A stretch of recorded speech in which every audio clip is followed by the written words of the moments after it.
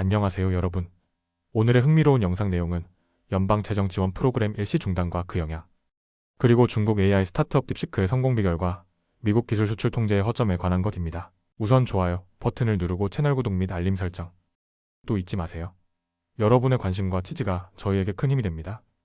첫 영상은 월스트리트 저널 기사를 기반으로 미국 백악관의 연방 재정 지원 프로그램 일시 중단 소식을 전해드리려고 합니다. 이 조치가 수백만 명의 미국인과 관련 기관에 어떤 영향을 미치는지, 왜 이런 결정이 내려졌는지 논리적으로 설명드릴게요. 첫째, 백악관의 메모 발표와 혼란. 이번 사태는 백악관 관리예산국 OMB 각 기관에 전달한 2페이지 분량의 메모에서 시작되었습니다. 이 메모는 수천억 달러에 달하는 연방 보조금, 대출, 기타 재정 지원 프로그램을 일시적으로 중단하라는 내용이었는데요. 문제는 메모의 표현이 매우 모호하다는 것입니다. 메모에는 몇 가지 프로그램, 예를 들어 메디케어와 사회보장 혜택 같은 필수적인 지원은 제외된다고 명시되어 있었지만 구체적으로 어떤 프로그램이 중단될지에 대한 정보가 부족했습니다. 이로 인해 각주 정부, 연방기관, 비영리 단체, 그리고 수혜자들 모두 큰 혼란에 빠졌습니다. 둘째, 영향을 받은 주요 프로그램과 우려. 현재 주목받는 주요 이슈는 메디케이드와 학교 영양 프로그램, 그리고 헤드스타트라는 저소득층 아동 교육 지원 프로그램입니다. 메디케이드 메디게이드 약 8천만 명의 저소득층 미국인이 건강 혜택을 받고 있는데 몇몇 주에서는 메디케이드 기금 접근이 막혔다는 보고가 이어지고 있습니다. 일부 주 관리들은 이 조치가 저소득층의 건강 혜택에 직접적인 영향을 줄 수 있다며 강한 우려를 표했습니다. 헤드스타트 저소득층 아동에게 영유아 교육을 제공하는 프로그램으로 약 80만 명의 아이들이 혜택을 받고 있습니다. 하지만 현재 기금 인출이 불가능해 많은 가정이 어려움에 처할 가능성이 큽니다. 셋째, 정치적 배경과 트럼프 행정부의 의도. 이 조치는 트럼프 행정부가 제안한 프로젝트 2025라는 정책 청사진의 일환으로 보입니다. 트럼프 전 대통령은 정부 지출 절감을 통한 국가 재정 개혁을 주요 공약으로 내세웠는데요. 이번 조치가 그 실행 방안 중 하나로 해석됩니다. 특히 이 메모는 다양성, 형평성, 포용성을 촉진하는 프로그램 DI과 기후 관련 이니셔티브 그린, 뉴딜 등 트럼프 전 대통령이 정부 낭비로 간주한 항목들을 겨냥하고 있습니다. 하지만 이로 인해 민주당과의 법적 충돌이 예상됩니다. 민주당은 이번 조치가 헌법적 문제를 야기하며 의회의 재정권을 침해한다고 강하게 반발하고 있습니다. 넷째, 혼란스러운 상황과 추가 정보 요청. OMB는 각 연방기관에 프로그램 중단에 대한 구체적인 정보를 2월 10일까지 제출하라고 요청했지만 이 지시 또한 모호한 표현들로 가득 차 있어 실무자들의 혼란을 가중시키고 있습니다. 이에 대해 상원 소수당 대표인 척 슈머 민주당은 이 조치로 인해 많은 사람들이 급여와 생활비를 제때 받을 수 없게 될 것이라며 강한 비판의 목소리를 냈습니다. 다섯째, 앞으로의 전망. 현 시점에서 가장 큰 문제는 이 조치가 언제까지 지속될지 불분명하다는 것입니다. 만약 장기화된다면 각 주 정부와 기관, 그리고 수백만 명의 수혜자들에게 심각한 영향을 미칠 수밖에 없습니다.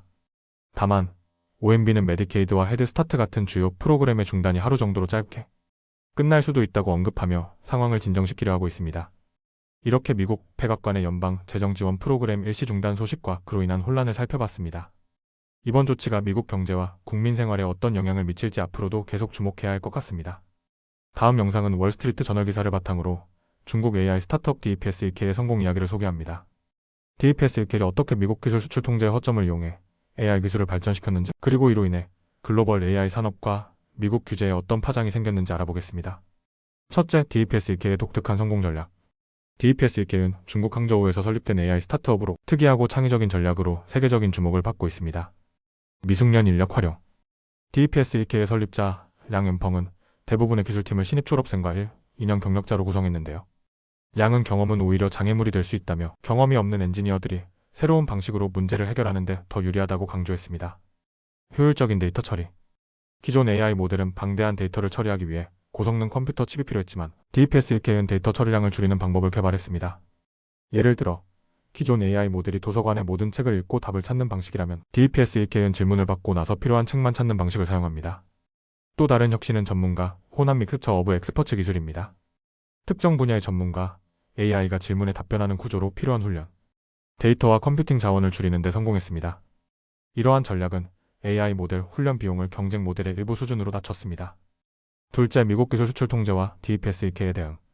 미국은 중국의 AI 기술 발전을 막기 위해 2022년부터 고성능 칩 수출을 제한했습니다. 그러나 이 통제에도 불구하고 DPSEK는 여러 가지 방법으로 이를 극복했는데요. 엔비디아 칩 활용. 엔비디아는 미국 규제를 준수하면서도 중국 시장용 칩 H800을 출시했습니다. 이 칩은 성능이 약간 제한되었지만 여전히 고성능을 유지했습니다. DPS 1K는 규제 강화 전에 칩 2048개를 확보해 AI 모델 훈련에 사용했습니다. 미국 규제의 허점.